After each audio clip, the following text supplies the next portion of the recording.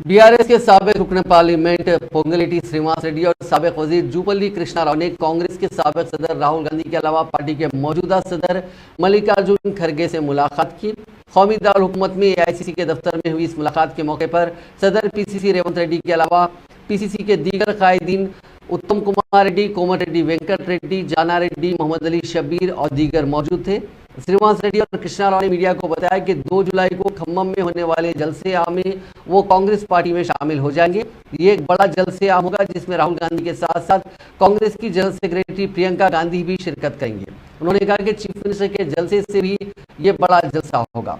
श्रीनिवास रेड्डी ने कहा कि कांग्रेस ने तेलंगाना की तश्कील अमल में लाई, ताहम चंद्रशेखर राव ने अवामी ख्वाहिशात की तकमील नहीं की। उन्होंने कहा कि स्कीमत के नाम पर अवाम को धोखा दिया गया। बरसरे इख्तियार आने के बाद पानी, फंड्स और सरकारी मुलाजिमतों पर तकर्रुरात के वादों को पूरा नहीं किया गया। इस मौके पर तेलंगाना कांग्रेस के सदर रेवंत रेड्डी ने कहा कि बहुत से कायदीन बीआरएस और बीजेपी से बहुत जल्द कांग्रेस पार्टी में शामिल होंगे। Srinivas Reddy, former Minister Jupalli Krishna Rao, 5 times MLA Sri Gurunath Reddy ji, Narsa Reddy ji, former MLA and present Jilla Parishad Chairman Koram Kankaya, Paya Venkateshwarlu ji, and Jilla Parishad Chairman, Municipal Chairmans, Mandal Praja Parishad Presidents and Senior Leaders. सब लोग आज हमारे राष्ट्रीय अध्यक्ष मल्लिकार्जुन खड़गे जी और राहुल जी के साथ मिले हैं।